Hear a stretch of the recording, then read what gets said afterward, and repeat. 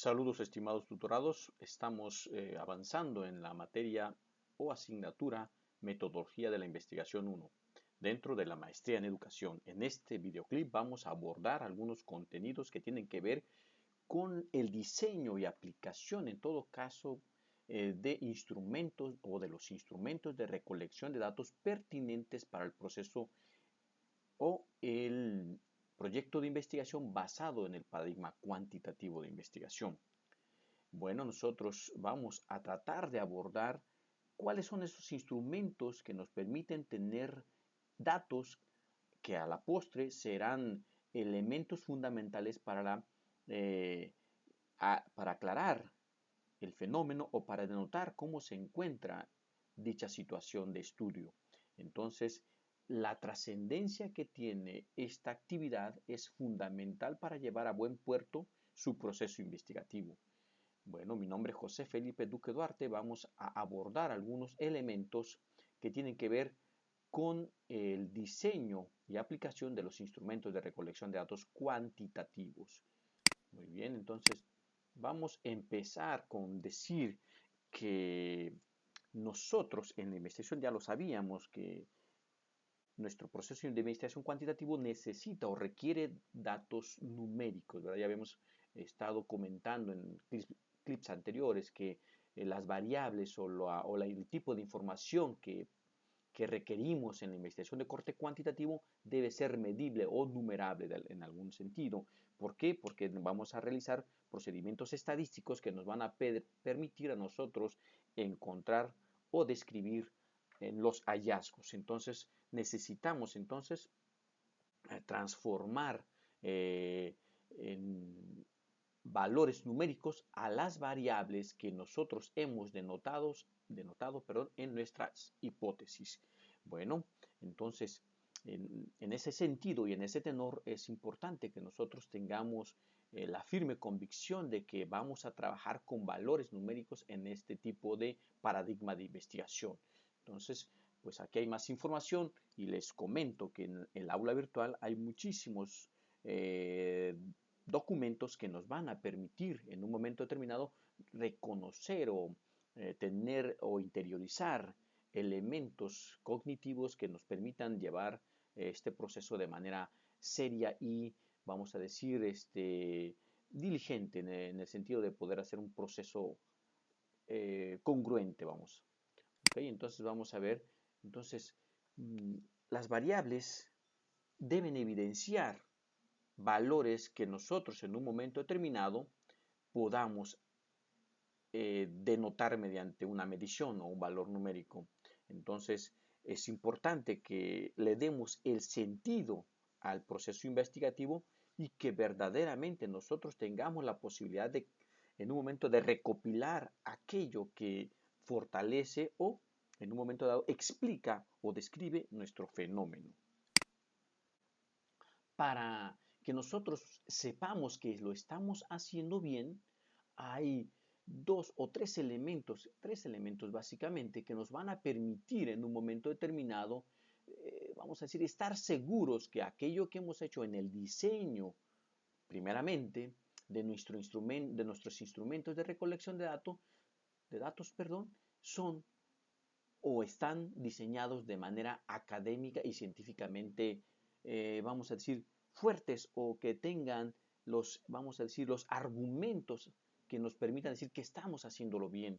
¿Por qué? Porque entonces, ¿cómo le damos seriedad al proceso investigativo? Bueno, hay un elemento denominado confiabilidad.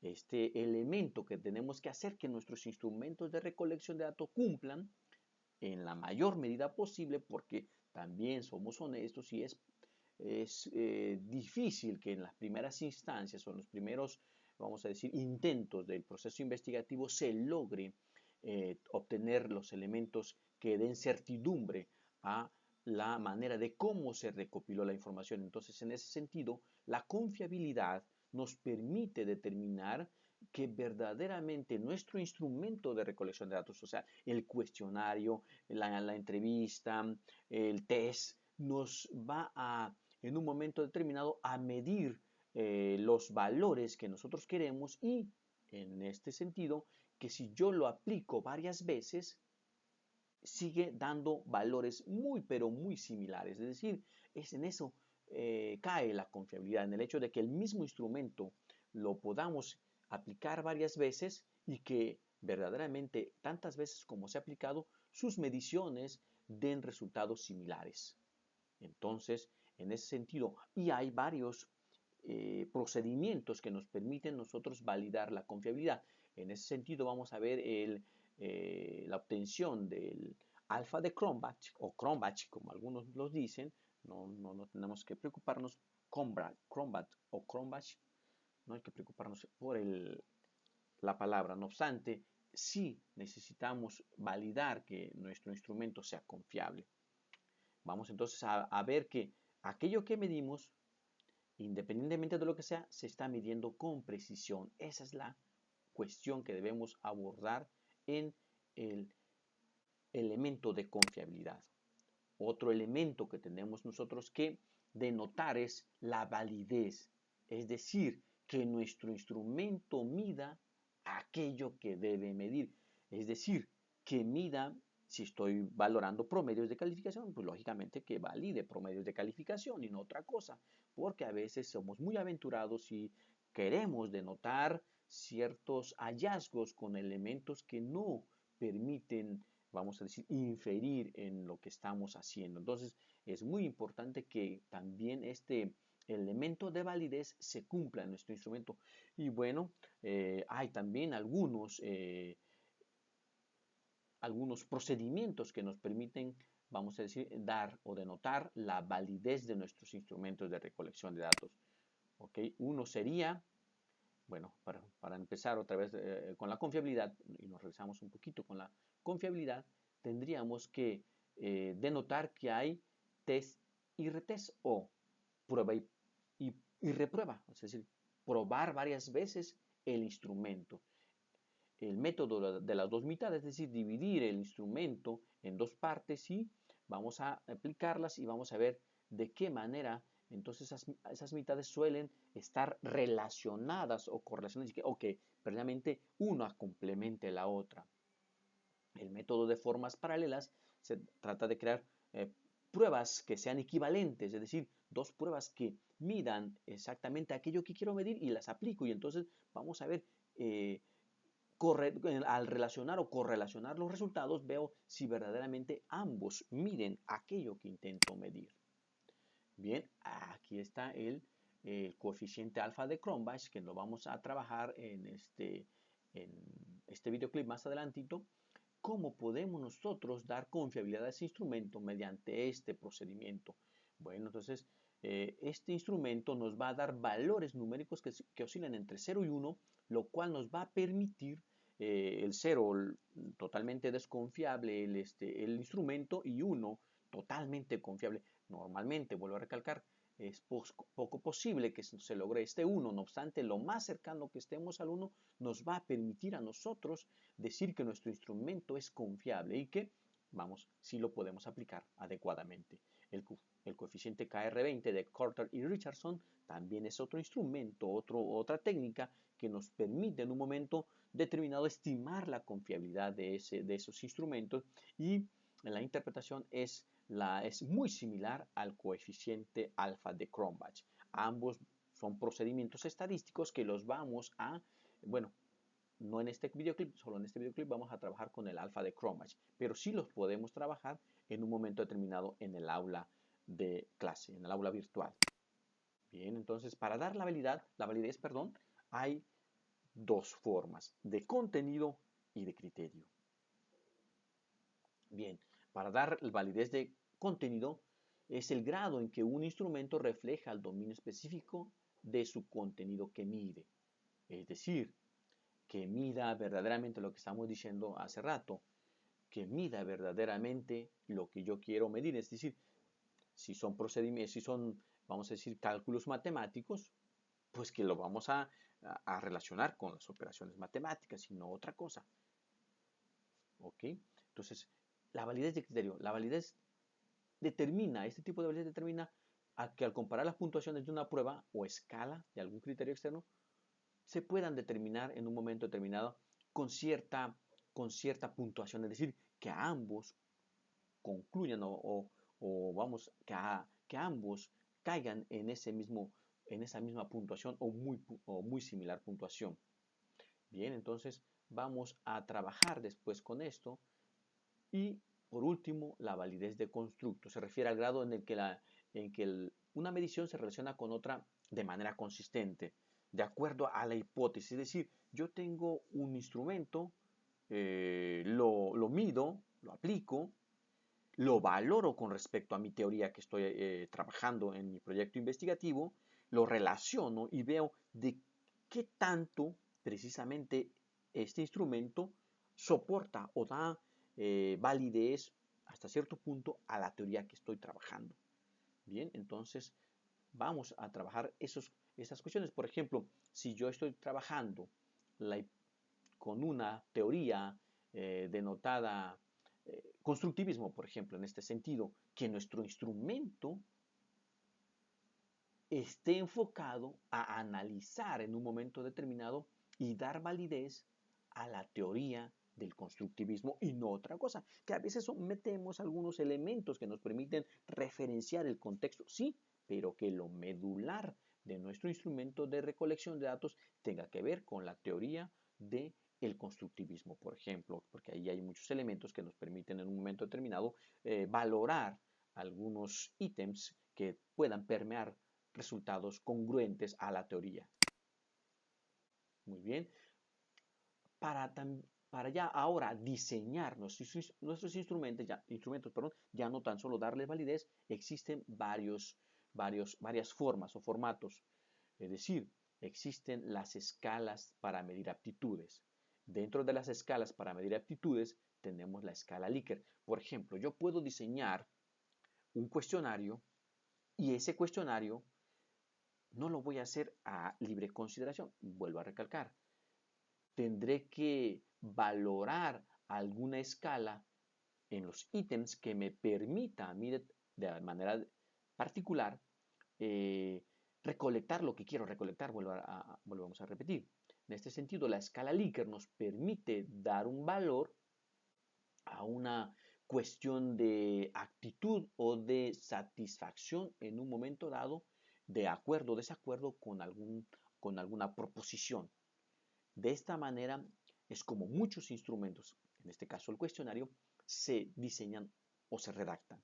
¿Por qué? Porque nos generan una proposición plana y nosotros debemos de decir si estamos de acuerdo o en desacuerdo con dicha afirmación. Por ejemplo, aquí tenemos una pequeña tablita elaborada por un servidor que nos permite en un momento determinado valorar esto. Por ejemplo, si decimos que estamos satisfechos, le damos un valor de 4. Y aquí está 4, 3, 2, 1. Y la proposición se debe redactar en un momento dado de afirmación, si queremos tener esta escala de 4, 3, 2, 1. Si quisiéramos tener la escala de 0, 1, 2, 3, 4, tendríamos que ser negaciones. Por ejemplo, en cuanto a la comunicación con los directivos de la institución, ¿qué podemos decir allí? ¿Cómo la considero yo? ¿Muy satisfecha? ¿Satisfecha? ¿Ni satisfecha ni satisfecho? ¿Poco satisfecho? ¿Totalmente insatisfecho? Si es el grado de que nosotros, cómo valoramos en un momento determinado nuestra relación con los directivos de una institución cualesquiera. Y así, las condiciones del laboratorio. En mi quehacer docente, las condiciones del laboratorio son o me satisfacen para mí las condiciones en que están los laboratorios, o sea, estoy muy satisfecho, estoy satisfecho, ni satisfecho ni insatisfecho, me da igual, estoy poco satisfecho o totalmente insatisfecho. Y noten, nos puede dar argumentos para decir que los participantes denotan cierta insatisfacción, porque debemos recordar, ¿por qué dar escalas? Porque debemos recordar que las preguntas dicotómicas no son malas, pero me decían hace tiempo algunos profesores que yo tuve, difícilmente los fenómenos sociales van a ser totalmente negros o totalmente blancos. Entonces, siempre hay escalas y por tanto nosotros en el buen criterio investigativo debemos proporcionar esas escalas porque, vuelvo a recalcar, no siempre se va a tener o poder estar en un extremo o en otro. Y la escala Likert es una forma o una estructura de medición que nos permite no tener esa rigidez en las respuestas. Otra escala es la escala diferencial semántica de Osgood. Ella nos permite determinar en un momento dado, vamos a decir, denotando dos extremos de una situación o de una problemática o fenómeno, nosotros vamos a decir, marcar en el lugar que creemos nos encontramos. Esto, por ejemplo, a veces les comento a algunos estudiantes, cuando tú llegas a un hospital te dicen del 0 al 10, dígame cuánto le duele. Bueno, eso es una cuestión un poquito complicada de denotar. No obstante, podemos en un momento decir, pues 10, es decir, nos duele muchísimo. Y aquí es donde a veces caemos en algún, no error, sino una mala interpretación de nuestros ítems, porque sí es posible numerar aquellas cosas que no son numerables en esencia. No obstante, debemos siempre tener, vamos a decir, criticidad en ello y no tan solo decir de manera muy holgada que cualquier elemento cualitativo puede ser numerable. Tenemos que tener cierta mesura en ese sentido. Bueno, entonces la escala semántica de Osgood nos permite denotar en qué nivel, vamos a decir, de una de dos extremos nos encontramos. Por ejemplo, si soy muy pasivo o activo, o pasiva, o mi actitud es pasiva o activa, ¿en qué nivel me encuentro según mi percepción? O si soy muy superficial en mis actividades o profundizo mucho en mis actividades, y ahí puedo denotar con una X el valor en que me encuentre. ¿Ok? Otra escala es la escala de Goodman. En esta escala Goodman nos dan una serie de ítems las cuales nosotros tenemos que elegir una de ellas, ya sea tachándola, rayándola o enmarcándola, y esta nos permite en un momento determinado, esta escala, definir cómo nosotros estamos de acuerdo o estamos en, ¿cómo decirles a ustedes? A favor de una escala u otra. Entonces, por ejemplo, aquí en este ítem, para conservar un buen estado físico, ¿cuánto debo trotar al día? Y allí es una cuestión muy personal. 5 kilómetros, 3 kilómetros, 1 kilómetro, una cuadra, un metro. Según nuestra óptica y nuestra percepción del fenómeno de la situación. Esta es la escala Goodman. Bien, ahora sí vamos con los instrumentos propiamente dicho. Uno de los instrumentos cuantitativos más usados es el cuestionario. El cuestionario nos permite, mediante una colección de ítems o de proposiciones, denotar la tendencia o describir la tendencia de un contexto. Y es el instrumento con mayor, vamos a decir, afluencia o que más los investigadores optan por trabajar cuando son investigadores de corte o están haciendo investigaciones de corte cuantitativo. El instrumento llamado cuestionario nos permite realizar entonces esa recolección de datos de manera rápida, de manera pronta, de manera muy sencilla y que nos va a dar sobre todo valores numéricos. Una de las cuestiones que pueden estar ahí en entredicho es que como se hace muy rápidamente, en muchos de los casos, los encuestados pueden en un momento dado decantar o determinar resultados falsos. Pero bueno, esa es una de las cuestiones que nosotros tenemos que validar mediante, no sé, ítems cruzados. ¿Ok?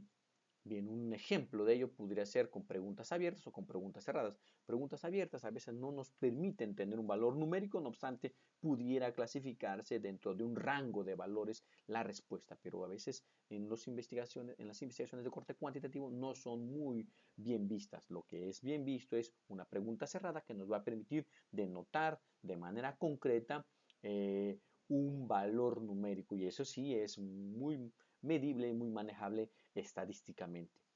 ¿Okay? La entrevista. La entrevista es otro instrumento de recolección de datos. No obstante, la entrevista estructurada es la única que nos va a permitir de manera cuantitativa obtener valores numéricos. las entrevistas semiestructuradas y no estructuradas no son del todo bien tomadas o consideradas por los investigadores de corte cuantitativo. No obstante, la entrevista es un instrumento de recolección de datos que puede ser utilizado.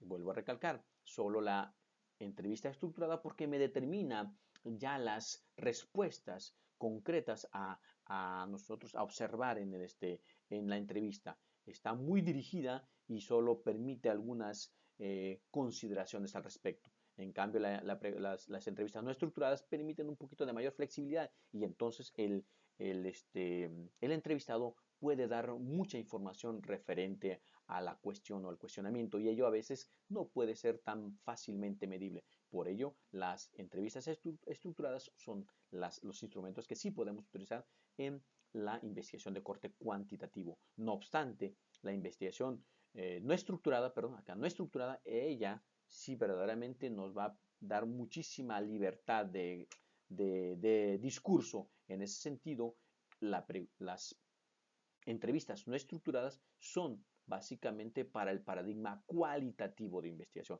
Semiestructurada, pues la podemos usar en ambos casos, pero con cierto, vamos a decir, mesura, con cierta mesura. Las no estructuradas verdaderamente no son muy utilizadas en el paradigma de investigación cuantitativo. Para ello, nosotros podemos tener varios tipos de reactivos o preguntas que sean de alternancia fija, reactivos abiertos y de escala. En este sentido de escala, pues bueno, ya daríamos un valor en un momento determinado de las respuestas posibles. En las preguntas de reactivo abierto, pues nosotros vamos a preguntar de qué manera, para usted qué es esto, para usted qué es aquello, y esto no nos permite en un momento dado numerarlo. Y esto, vuelvo a recalcar, cuando son de reactivos abiertos, se deja más para los procesos de investigación cualitativo. De alternancia fija, ofrece el entrevistado una opción entre dos alternativas y ese también puede ser en un momento determinado utilizado en la investigación de corte cuantitativo. Las pruebas e inventarios estandarizados. Estas, como su nombre son pruebas e inventarios estandarizados, ya existen, ya no tenemos que inventarlos. Son elementos que ya están denotados, por ejemplo, como el test Minnesota, el test CHAE, para pues, en un momento determinado denotar las escalas de, vamos a decir, de aprendizaje, ¿sí? Los test que nosotros aplicamos, todo educador, para saber qué tipo vamos a decir, de aprendizaje es mucho más factible que un estudiante pueda aplicar. Eso se llaman precisamente como el CHAE, nos va a permitir medir en un momento dado esa situación. Y ya son pruebas estandarizadas porque ya no las necesitamos diseñar, ya existen. Lo que sí podemos es utilizarlas, pero siempre dando el crédito al diseñador o al creador. También el test Minnesota, como algunos psicólogos lo conocen, de hecho, ese también ya es una prueba o inventario estandarizado y entonces ese también lo podemos utilizar. No obstante, vamos a tener que decir que se trató del test Minnesota y que se utilizó de esta manera para mostrar ciertos rasgos o características del fenómeno de estudio.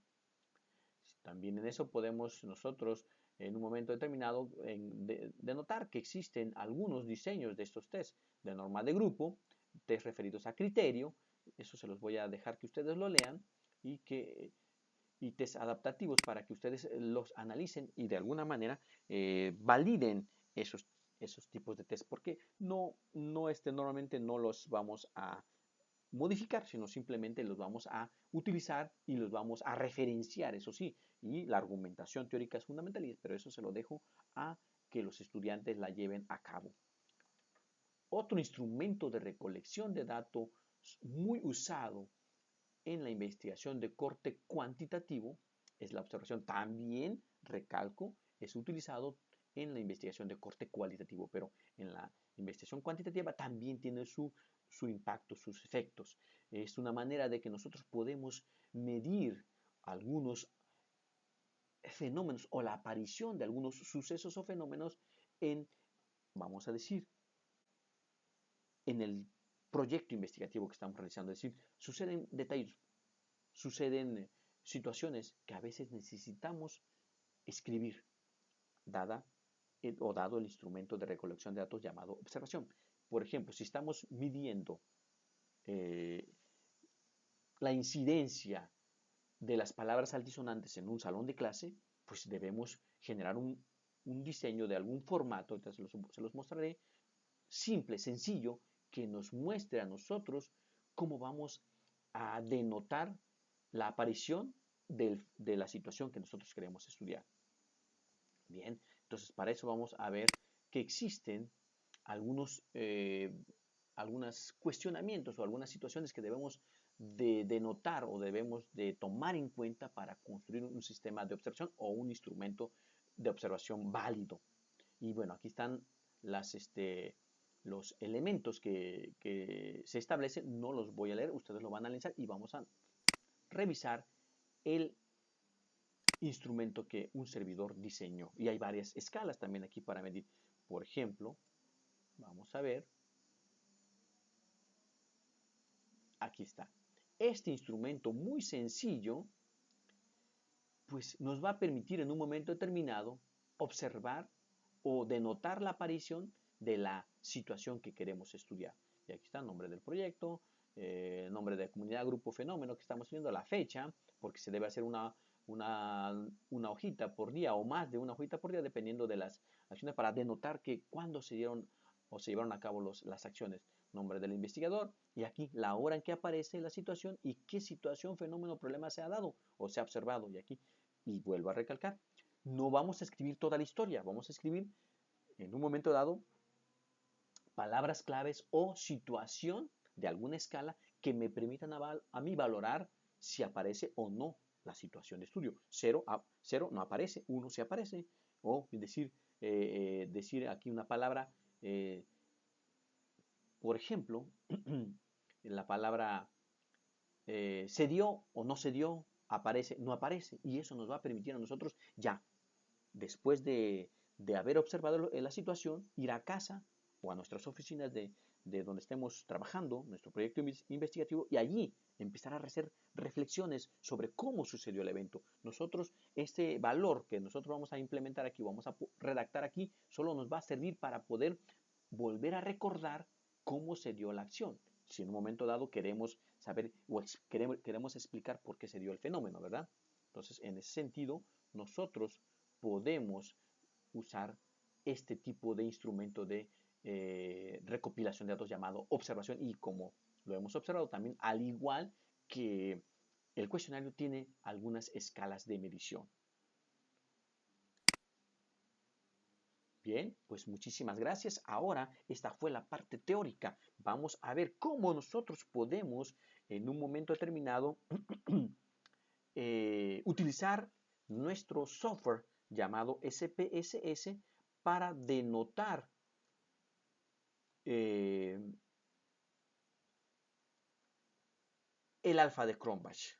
Bien, aquí tenemos una hoja de este software llamado SPSS donde tenemos algunos elementos que nos van a permitir a nosotros denotar, vamos a hacerlo más pequeño porque no aparecía uno de los instrumentos, de los ítems, perdón. Si lo vamos a hacer un poquito más grande para acá, para que lo veamos. ¿Ok? Observe, un servidor tomó los siguientes datos. El número de participante, el género, y aquí es donde digo, ¿cómo podemos nosotros codificar? Porque vean, yo aquí tengo 0101 para género, pero dice a los humanos común y corriente, digo, ¿qué eso qué? Eso no, ¿cómo se dio ello? Ah, bueno, si nosotros vamos aquí a esta función que se llama etiqueta de valor, nosotros podemos venir 1 masculino, 0 femenino. O al revés, perdón, aquí, sí. 0, definimos 0 masculino, 1 femenino. ¿Vean? Entonces, ¿por qué? Porque estos valores sí pueden ser analizados de manera estadística y el valor femenino masculino no puede ser valorado de manera estadística. Pues bien, ese no es el motivo de nuestro trabajo en este momento, pero sí para que vean cómo podemos codificar esos elementos. Si tienen alguna duda o quieren saber cómo se pueden codificar en SPSS estos valores, les tendré algún videoclip o les diré por el aula virtual cómo se lleva a cabo, porque eso compete a una actividad, vamos a decir, diferente a la que estamos trabajando ahora. Tenemos la edad de las personas o de los participantes y tenemos 1, 2, 3, 4, 5 calificaciones. Es decir, en este caso, este proyecto se realizó con, me parece, 21 personas, 21 participantes, 21, 24, 25, 25 participantes. De verdad, a veces no nos acordamos de situaciones que hemos realizado, pero bueno, fueron con 25 participantes. En ellos se trataba de ver si una estrategia mejoraba el promedio de calificación. Y veamos, hicimos un examen antes, 3 exámenes intermedios y un examen final, o test o vamos a decir, instrumentos se aplicaron, 5 instrumentos, uno antes de la intervención, 3 durante la intervención y uno al final de la intervención. Y lo que se intenta valorar es si mejoran los promedios de calificación. Pero en este caso particular vamos a ver si de estas 5 calificaciones o en estos 5 valores recopilados de 25 participantes de un estudio donde se quiere valorar la eficiencia de una estrategia educativa pedagógica, sirve. Pero en este caso vamos simplemente y sencillamente a valorar si nuestro instrumento con el que capturé esta información es confiable y lo vamos a hacer mediante el alfa de Cronbach.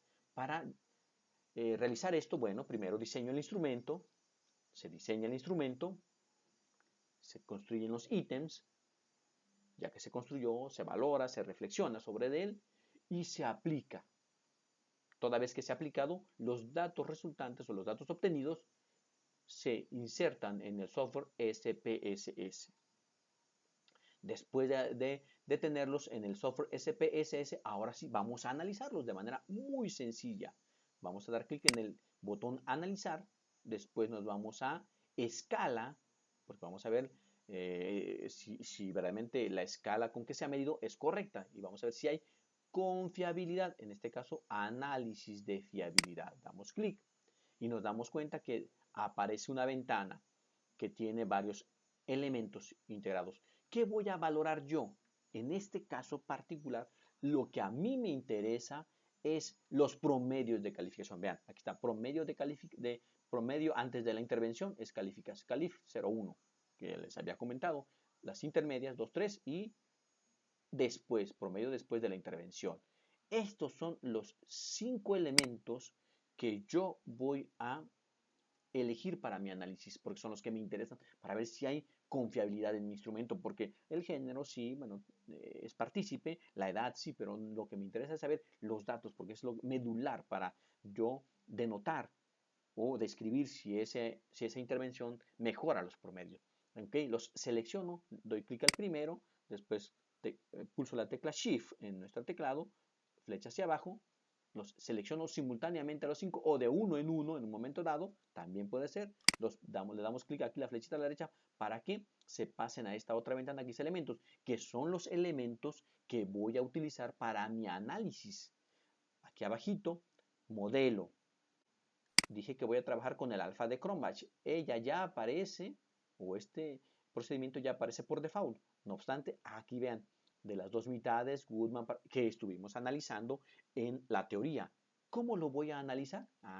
Yo nada más quiero hacerlo por el alfa de Cronbach, o por dos mitades, o por Goodman. Pero claro, mi instrumento también tiene que haber sido trabajado de tal manera. Yo nada más lo trabajé con el alfa de Cronbach. Ya lo elegí.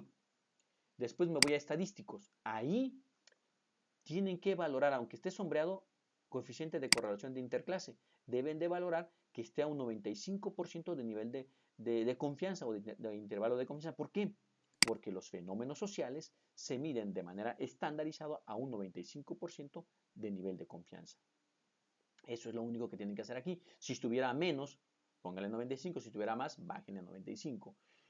¿Qué voy a hacer? También voy a elegir escala si se elimina elemento. Es decir, vamos a ver, aparte de que voy a analizar de manera general el alfa de Cronbach de los 5 ítems, voy a ver cómo se relaciona cada uno de ellos con respecto a los demás. O sea, cómo se relaciona el primero, el primer test con respecto a los demás. Y así sucesivamente para poder tener en un momento dado argumentos para decir si un ítem no es totalmente válido y tiene que ser eliminado del test. ¿Por qué? Porque no me está sirviendo. Es decir, no recopila lo que yo quiero que recopile. Perdón. En este caso ya tenemos los datos que necesitamos. Los demás no le pongamos nada, compañeros. Así nada más. Continuar. Y ahora sí, aceptar. Vamos a ver, aquí viene esta ventana que nos permite a nosotros en un momento dado analizar. Vean, aquí están todas las variables. ¿Cuántas personas fueron? 25 precisamente. Se analizaron el 100% y aquí está. Excluidos, no fue ninguno excluido. Quiere decir que estamos trabajando de manera general con todos los elementos. Aquí está estadísticos de fiabilidad.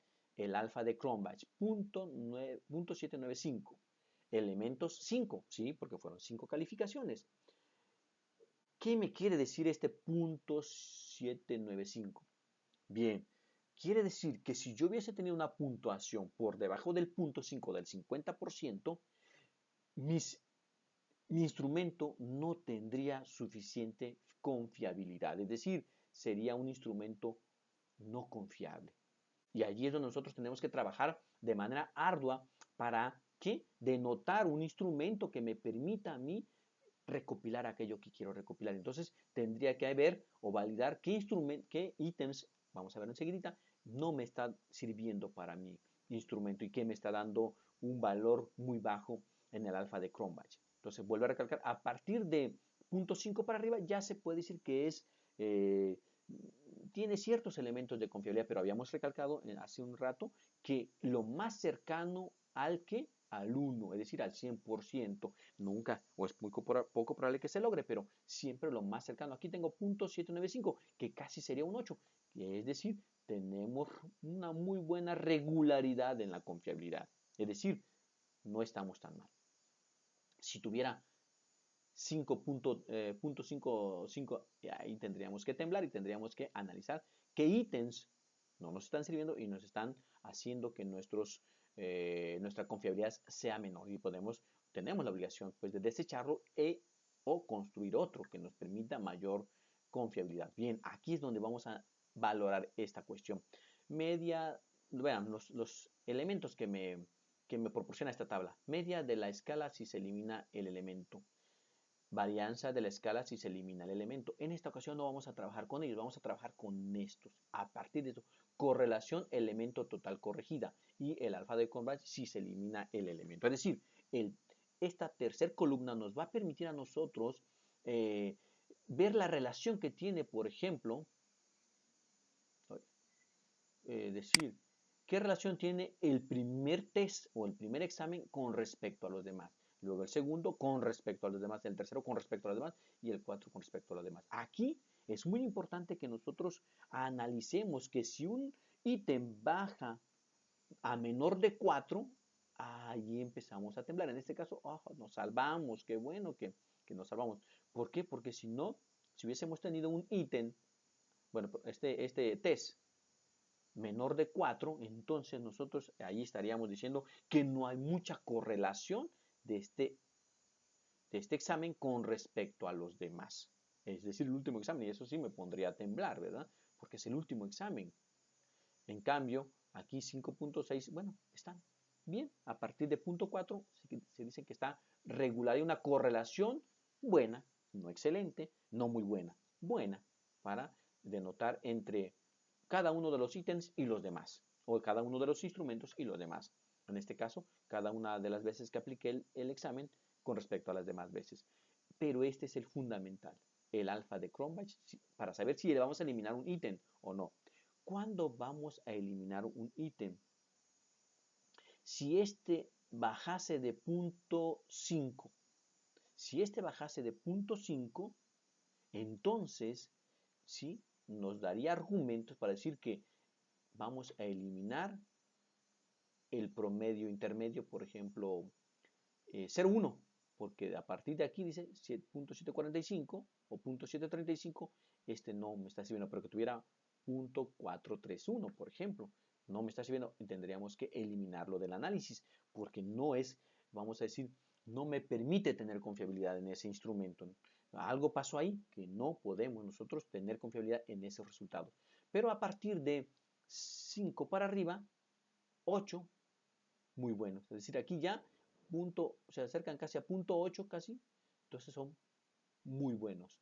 Buenos el 7.4, buenos, 7.45, punto 731, buenos, muy buenos 7.87, muy buenos 7.62, muy buenos 7.5, porque bueno, de alguna manera ya están un poquito en la mitad del 7 o más. Entonces vean cómo entonces nosotros podemos en un momento determinado tomar decisiones para eliminar o no a un instrumento o a un ítem, en caso particular, según lo que se trate. En este caso, estamos viendo exámenes.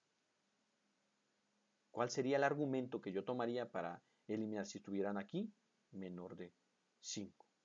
¿Okay? Entonces, mi nombre es José Felipe Duque Duarte. Espero que haya quedado de alguna manera clara la explicación y si no, en todo caso, estoy en el aula virtual apoyándoles en todo lo que ustedes necesiten referente a el proceso de investigación de corte cuantitativo. Saludos y nos vemos en el próximo.